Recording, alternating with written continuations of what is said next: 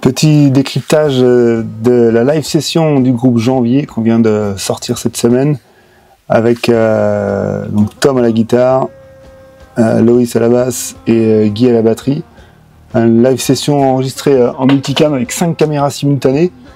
Donc un projet très intéressant avec des paramètres pas forcément évidents à gérer.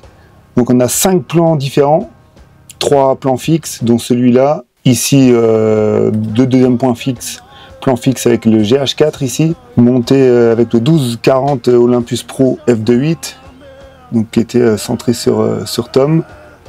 On avait ensuite le S5 II ici, avec le 2870 Sigma, qui était en caméra mobile, c'est celui que j'avais moi.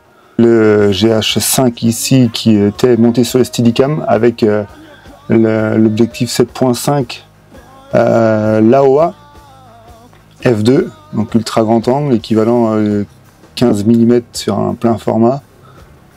C'est Lohan qui l'avait, qui circulait un petit peu partout. Donc particularité, c'est qu'on avait une disposition du trio en forme de cercle, donc pas forcément beaucoup de place pour naviguer.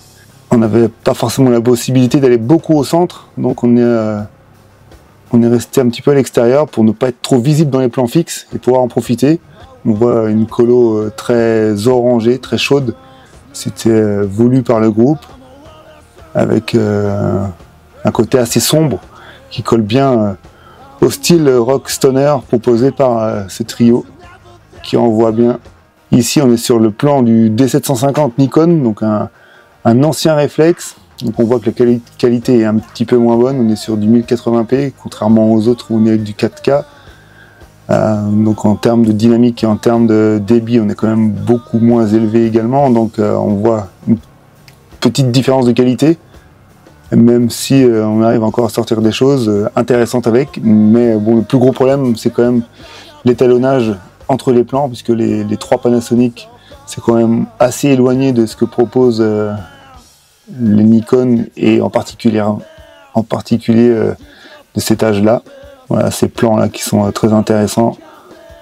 Ici, le grand angle qui permet de se rapprocher très proche. Voilà, ces plans-là, par exemple, très intéressants avec un premier plan où Tom est dans un cadre artificiel créé par la composition de l'image, avec Loïs qui est face à lui. Enfin, le S5 II était avec le 2870, on disait, et tout en focus manuel. On me voit derrière en second plan avec ce cadrage justement. Alors, on peut voir la contrainte principale qui a été la différence de luminosité. On s'est retrouvé avec des variations pas forcément faciles à gérer, notamment ici.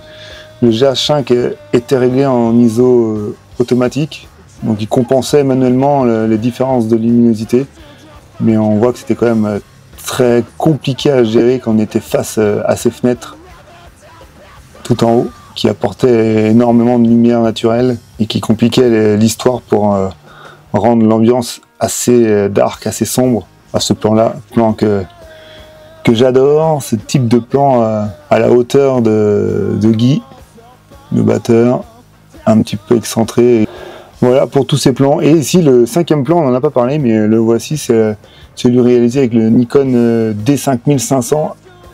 Un vieux réflexe également, hein, comme le D750, sauf que lui, il est en capteur APS-C. On lui avait mis l'optique 1835 Sigma dessus, le f1.4, je crois, de mémoire.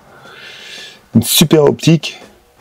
Mais voilà, on voit que bon, il est limité en termes de dynamique, en termes de qualité. On est quand même un petit peu en deçà des capacités des hybrides modernes.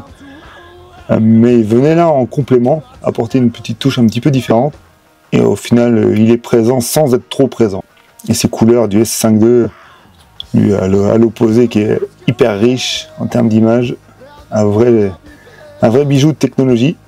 Et le GH4, on voit qu'il se défend pas si mal que ça, lui aussi un ancien modèle, un des premiers hybrides à proposer la vidéo en 4K avec des débits importants. Ça a été le fer de lance de nombreux vidéastes indépendants. Et le voici, hein, le GH4, on voit son image tout à fait correcte, une belle 4K propre pour ce petit appareil discret. Voilà pour l'ensemble des plans réalisés sur cette première live session. Montée sur DaVinci Resolve avec sa fonction multicam, découpage direct et étalonnage. Voilà pour ce décryptage.